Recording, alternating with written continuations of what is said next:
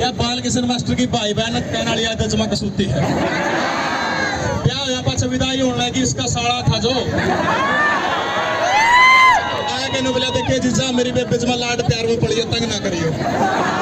नुबलिया रखो नहीं करते फिर गाड़ी में बैठा पाछा गला खरा का गया नुबलिया जीजा तंग ना करियो। नुबलिया ना ड्रे जिसी तेरी बेबे उसी मेरी बेबे। लेकिन उसमें क्लोज और जोड़ दिया था कि 4 गुना बुलाओगे।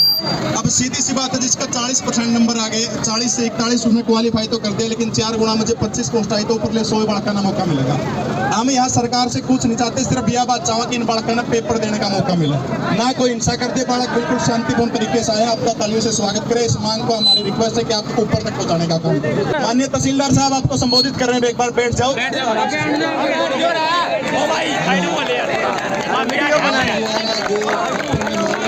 दिखते हुए सरकार के पास पहुंचा दिया जाएगा। ठीक है।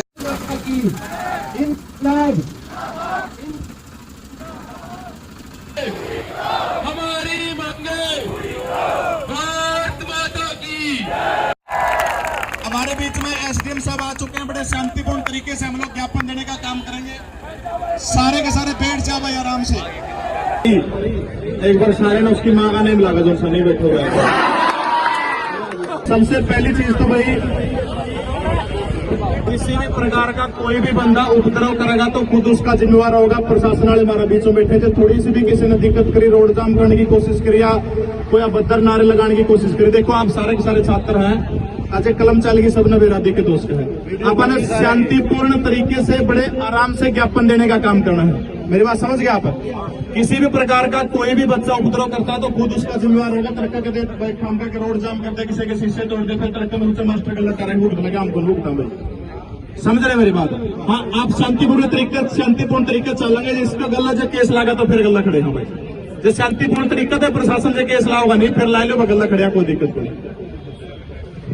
दूसरी चीज हमारी जो मांग है उस मांग का समर्थन मैंने पहले भी जिक्र किया। हरियाणा प्रदेश के माननीय गृह मंत्री अनिल विज साहब ने इस मांग का पूरी तरह से समर्थन किया। साथ में भारतीय जनता पार्टी के 12 विधायक हैं जो इस मांग का समर्थन कर चुके हैं। इसके अलावा जो मामला जिस 9 जनवरी को इस मामले की तारीख है सीटी क्वालिफाइंग नेचर की, तो उस 9 जनवरी की तारीख के अंदर भी जिन्होंने पंजाब और हरियाणा हाईकोर्ट के अंदर अपना हलफनामा देना, सरकार की तरफ से राय देने का काम करना है, उनका भी यह मानना है कि सरकार इसके अंदर अपना बचाव नहीं कर सकती। ये तो कि मैं वो सीटी क्वालिफाई होकर होगा। दूसरी चीज अभी माननीय मुख्यमंत्री मनोहर लाल खट्टर के पॉलिटिकल सेक्रेटरी अभी बने हैं जिनका नाम वो हमारे जो एसएस बोर्ड के पूर्व में चेयरमैन रहे भारत भारती सर, वो भी इस चीज के पक्ष में है कि सीटी क्वालिफाइंग होना चाहिए। और अंदरूनी पुख्ता रिपोर्ट हमारे पास ये है कि सीएम साहब को उन्होंने 2 से 3 बार बोला है कि कम से कम भी 6 लाख वोटों का नुकसान, 6 लाख कैंडिडेट हैं जो दोबारा से पेपर देना चाहते हैं। हमें कोई नू थोड़ा और कि मैं क्या का अधिकार मांगा, पेपर देने का तो अधिकार मांगा। हाँ, ना तो है कोई गलत मांग कोई, बस सरकार से कुछ मांगे, सिर्फ पेपर देने का अधिकार हम लोग मांगने लग रहे हैं। पॉलिटिकल सचिव ने मुख्यमंत्री साहब को समझाने का काम किया है। मैं भी जब खुद मुख्यमंत्री साहब से मिला था तो एक बार तो उन्होंने मना कर दिया था, लेकिन थोड़ी सी जब उनके नॉलेज में चीजें डाली तो वो एक बार कह के बोले मैं इसके ऊपर सकारात्मक रूप से चर्चा करूंगा। अब इसके बाद भी मंत्रिमंडल के अंदर भी इस बात की चर्चा है। सारे के सारे विधायक जो हैं वो ये चाहते हैं, 12 विधायकों ने तो उस दिन इकट्ठे होकर बोल दिया था कि जी ये गलत है, मामला हटाओ। विज साहब ने तो क्लियर बोल दिया था। देखो बहुत सारे बालक लोगों जी हमें टॉप पर हमारा इसमें नुकसान होने लग रहा है। मैं ऐसी बातें मंच के माध्यम से नहीं बोलनी चाहिए, पता नहीं मेरे को बोलनी चाहिए, लेकिन एक बात आज मेरे को ध्यान आ रही है। एक बच्चा, मैं इलाका और नाम उसका नहीं बताऊंगा, शेड्यूल कास्ट से संबंध रखता था, बेचारा 300 रुपये दाढ़ी कराया करता था, सिर्फ 300 रुपये। तगारिया बोला राजमिस्त्री का गला लग गया था, समझ दोगे सारे।